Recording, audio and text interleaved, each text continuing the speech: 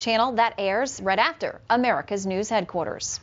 Well, one senator describes what's playing out on Capitol Hill as, quote, real drama. Senator Richard Shelby says the world markets are watching and that America may be on the verge of a disaster bigger than Greece. Senator Shelby, a Republican from Alabama, joins us now live. Thanks for coming in today. Good to see you.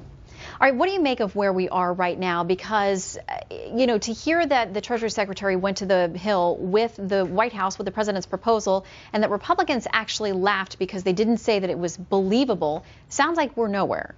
Well, I think we're at a real impasse. The clock is ticking. This is December, and we know what happens on December the 31st. But I believe the president is going to have to meet us at least halfway. If we could do this, we could do a lot of things. I think that Speaker Boehner and Senator McConnell want to do something, but if the president is determined to have more taxes, more spending, and cuts later, that's not going to work with the Republicans. And if so, I hope we won't blink at the end of the day.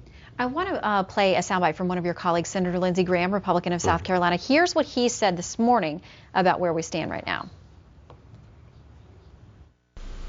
I think we're going over the cliff. It's pretty clear to me they've made a political calculation. This offer doesn't remotely deal with entitlement reform in a way to save Medicare and Medicaid and Social Security from imminent bankruptcy.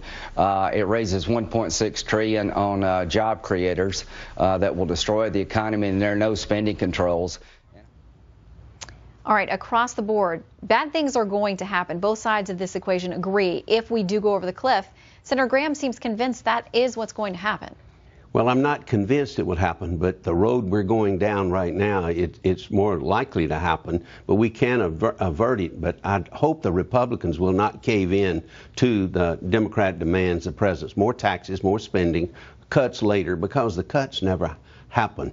We're at a real crossroads now. The president's got an opportunity to lead. He's going to have to get involved rather than run all over the country in politics. The election's over, but this is real stuff now. It affects everybody in America. It will affect our economy, Shannon. Absolutely. Now, you say you don't want to see Republicans blink on this issue of taxes. There's a lot of room for conversation there. If you're talking about putting revenue on the table, are you opposed to simply raising tax rates? Would you be opposed to closing certain loopholes and deductions? Well, I'll tell you, first thing I would do is I'm opposed to raising rates, taxes, individual taxes. There are a lot of ways to skin the cat here, but the president seems determined to raise rates.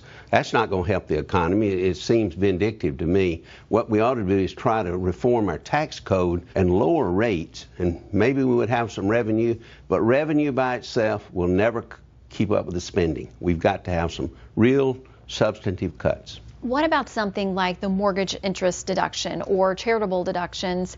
There are any number of things that come up for discussion. Do you think those things are on the table? Well, I think the mortgage deduction is very important to the housing industry, to first-term home buyers and so forth.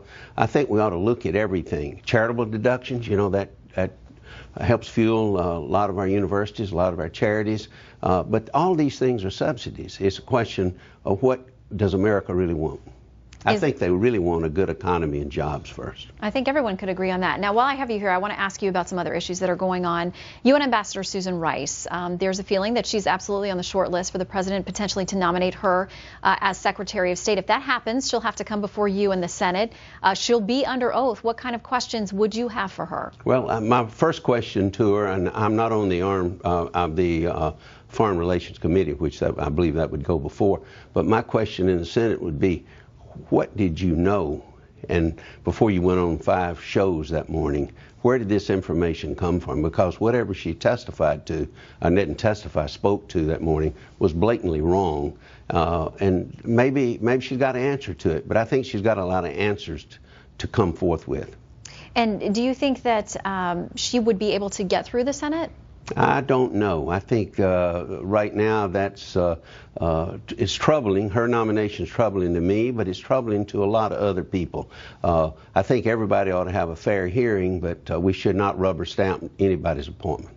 What do you think about the fact that the president has defended her and said she was simply speaking from the information that she was given? Is that a good enough answer for you? And then if not, where do you follow that trail to? Who do you ultimately blame for the information she was given and then presented about Benghazi? First of all, I believe she's entitled to a hearing if she is nominated, and she will get one, and we will go from there. But I think she's got a lot of things to explain. Will she be able to do that? Will he nominate her at the end of the day?